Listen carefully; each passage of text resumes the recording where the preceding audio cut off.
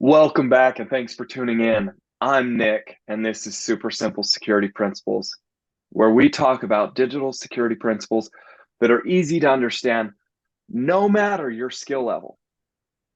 We are part of the I Hate Passwords Digital Self Defense Academy, or IHP Academy for short. All right, welcome in. This is episode 23, Keep the Hackers Out, part 1. As always, I'm joined by Makani, our Master Guardian. Makani, how are you today? Hey, good. Excited to start a new series that we're going to be doing. Outstanding. In fact, while we're on the topic, we're going to just throw some quick announcements. We are testing out the ideas of each week of the month having a theme with our podcast. First, we're going to have a tool analysis, just like we did with Norton. You could see the process we use to evaluate the products and learn how to do it for yourself. It could be an app, website, a service, hardware, anything. Please reach out to us on the forum. Let us know what you'd like us to cover. Second is a series. For a while, we will continue with the series we start today. And expecting to continue to do series based off of episodes after we finish this one. Third, and this is the one that gets me excited. So third week, we're going to have our listeners queued up, and some of our submitted questions that we have, we're going to explore those questions and topics submitted by none other than you guys. So please send in your requests and topics that you'd like us, questions and topics you'd like us to cover. We'd love to hear from you. Fourth and fifth is going to be exploration. We're going to cover everything else, but with a focus specifically on topics we've never talked about at all. So, or at least until we run out of those, and we'll see where we go with that, right? So there you have it. There's our outline for what we're going to cover in the weeks to come and how we're going to cover those things. If you have questions, you now know we would love to cover some of your topics. So, Makani, what do you got for us? Yeah, thanks, Nick. And I'm excited to try out this new format and give people kind of something to look forward to and some more involvement. And we've had so many questions about tools that I just decided, 1 week a month would probably be worth dedicating to. So anyway, happy to hear anybody's thoughts, but that's what we're going to try. First, second, third, fourth, and fifth weeks of the month, we'll have a theme. So thank you. Yeah, I love it. I love it. So what are we queued up for today, man? You've given me little information. You've kept this one in the dark, I feel like. That's right. Well, it builds on some things we've talked about before, but we want to talk about some strategies for keeping hackers out of your online accounts.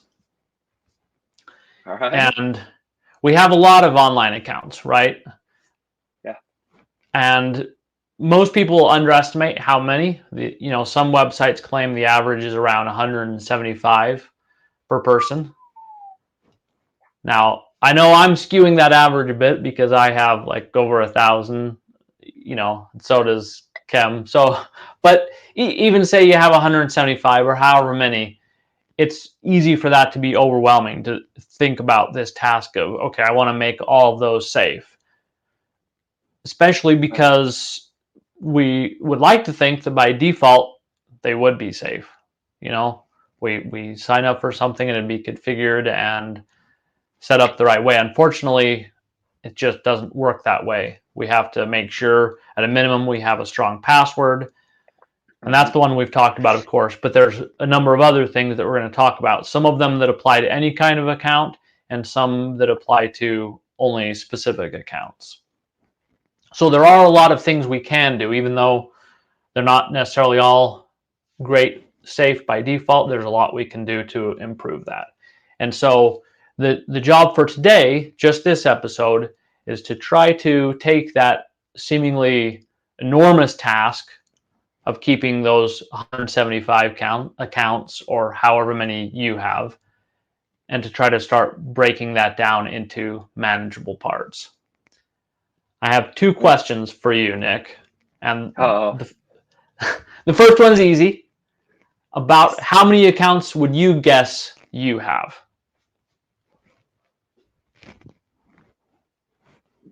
I'd probably guess I'm a hundreds mark, like at first I kind of scoffed at it, but then I started thinking about like all the accounts, not your social media accounts, not just your bank accounts, not just all those things, but like my son plays baseball and I've got at least 3 different accounts that I can log into to watch him play baseball on any given day, it feels like. And ton, honestly. Hundreds are a lot to me. That's a lot to keep track of for me, even 100. Yeah, it adds up quickly. Yeah. My second question then, and you kind of hinted at this, and this is one I definitely want an honest answer because I suspect whatever your answer is, some of our listeners will resonate with them. They'd answer similarly. How confident do you feel in your ability to keep those online accounts safe? The laugh says it all. Right. Enough said. Like, I don't feel confident. Hackers, you've heard me say this before. Hackers have a leg up on me. They know more than I do. And so no, I don't feel confident keeping those safe. Okay. That's what I guessed, but I wasn't sure. You've been learning, so I know you're making progress on that front. So the strategy today then is what we want to is very simple. We want to hopefully beat down that feeling of overwhelm. And it's just that we don't prioritize all 175 of those accounts equally. Don't worry about all of them right away. And some of them maybe never, because they're not all of equal importance. So what we're going to do today is identify the most important ones. So in the upcoming episodes, we know which ones we're going to give a little bit of extra love, attention, and protection to. And my next question for you, Nick, is which of your accounts do you think of as the most important, the ones that you would want to spend a little extra time being sure we're locked down as tightly as possible? For me, obviously, I would start with like banks, start with your money. Follow your money from there. Like, is how I would work personally, but yeah, banks, anything that I had to pay directly to would be a priority, right? And that's why I said follow the money. After that, I'd probably say, just from everything I've known, the most important one's going to be my email, so making sure that's okay. But yeah, I don't know. That's where I would start. What do you think? Yeah. Well, and I was going to yell at you because you did say email very first, and we've talked about that a lot. And so we did a whole episode on that, episode 12, and our longtime listeners especially. So it was good. You saved yourself there that you brought that back in. But here's the thing, right? I understand why the bank comes first to mind, because that's money, right? And in a lot of ways, the reason why we care so much about the email account is because if they get into, say, a single one of your financial accounts, that's bad. But if they get into your email account, then they're likely able to get into all of your financial accounts at once. And so in a way, that's part of why I bump them up to the very most important, even ahead of money. Does that make sense? That makes sense. I knew better. Should have said email. I should have said email. That's okay. Repetition. We got to get used to it. So the other one the other category actually that I would put next, for a similar reason, and it doesn't really matter exactly what the ranking is, right? Email is kind of first, and then there's ones. It really just comes down to which ones you want to spend some time locking down. but is the big tech, Google, or Gmail, Apple, and Microsoft, and Facebook. And the reasons for this one is very similar to why email is first, basically because they tend to unlock a lot of other important stuff, including the ability for a hacker to impersonate you to your family, friends, business associates, potentially even, if they took control of that account. Okay. And Okay. we don't want that. That's not only bad for you, but bad for people you care about, right? Right. And another unique thing about the big tech accounts is because they are so common, there are many websites that actually let you log in using one of the big tech accounts rather than creating yet another password. Right? You're nodding your head. You've probably seen things that say log in using Google, log in using Facebook, right? Yep. You know what I'm talking about. I have, and I use them. Right. Okay. So every time you do that, right, that adds a little bit more value to your Google or Facebook account because it's one more thing that it directly unlocks. Yeah. Makes sense. Makes sense. Okay. So, and then of course there's the money, and not only your bank account, but credit card, investment accounts, even Social Security Administration if you're retired. One of our members Absolutely. was talking about their uncle who had their Social Security checks redirected to a hacker for a couple of years. You know her well. Yeah. So yeah, that enough said on money. That's pretty straightforward. So the last one is communication accounts. Yeah. Social media, you mentioned chat apps, LinkedIn, Discord, WhatsApp, Telegram are some of the bigger number ones. And the danger level with these in particular depends on how many connections you have, how much you use it. Okay. And again, this is kind of like the big tech accounts too. There's some risk to people you care about. Yeah, go ahead. Would you say that would hold true for any other platform that somebody is spending significant time on? That was just a question that I had.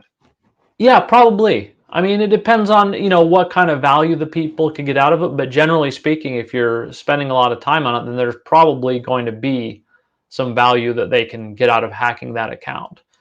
Right. Well, I think of, for example, I spent a lot of time on my son's baseball account.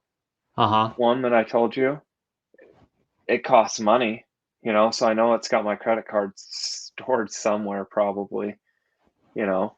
And so I just started thinking, oh yeah, I use that one quite a bit, but I'd forgotten it.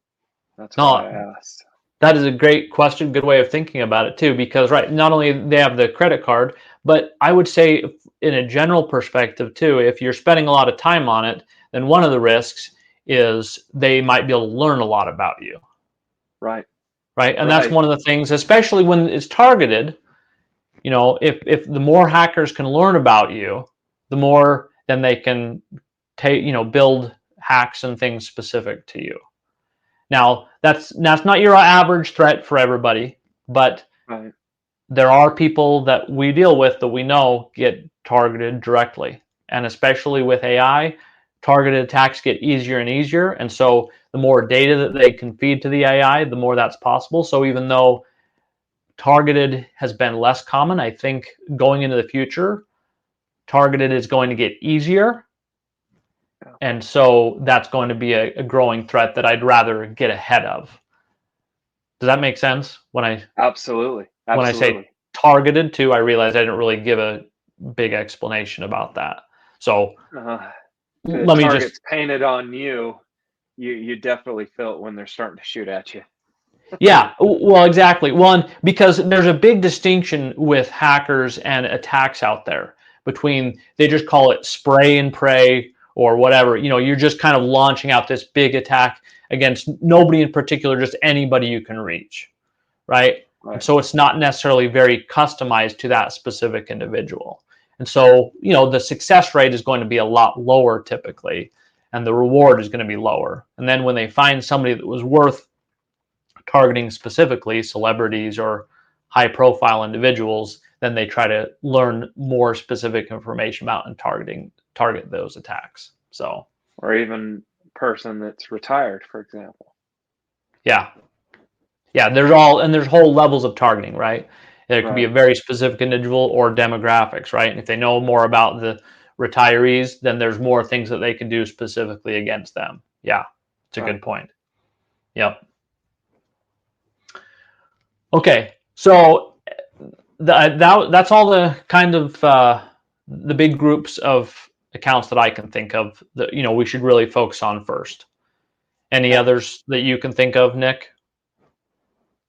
Because you already added one. You already added a great one that I didn't have on my original list, right? Just the ones that you use a lot. That was an awesome addition. So, okay, then here's my final thoughts kind of on this topic.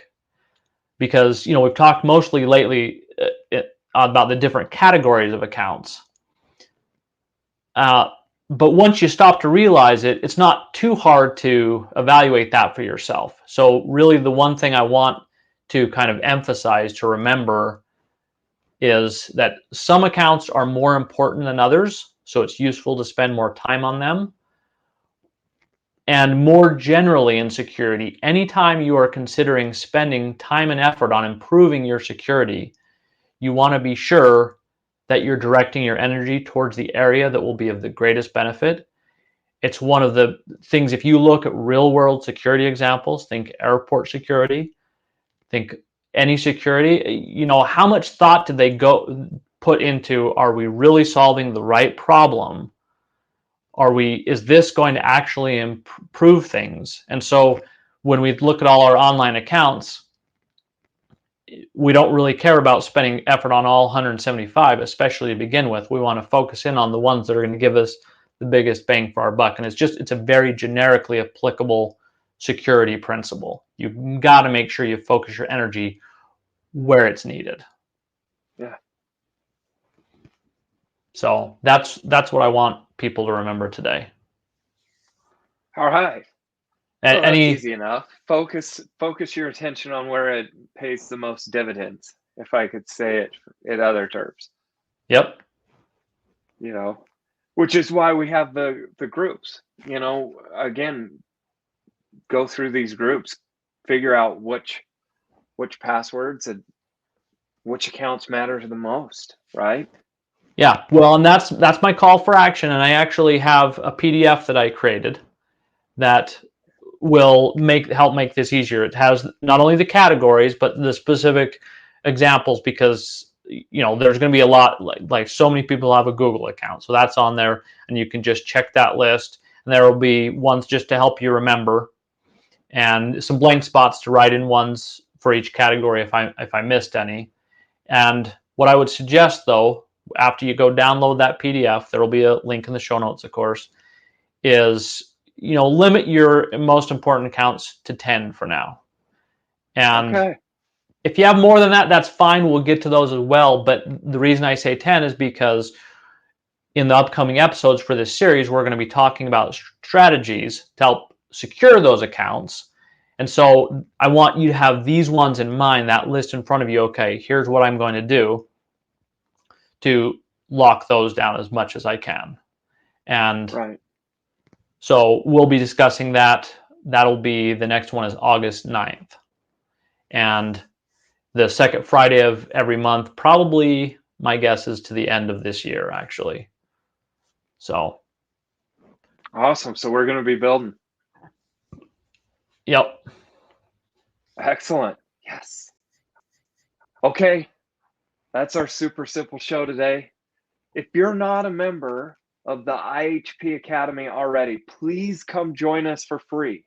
Stop searching the whole internet for answers and never knowing who to trust. Ask us instead. We made it super simple to find us, and it only takes 2 minutes to sign up. Just visit helpmegetsafe.com. Enter your name and your email. You're in. You can also find the link in our show notes. Thank you for joining us, and make it a great day. Bye-bye.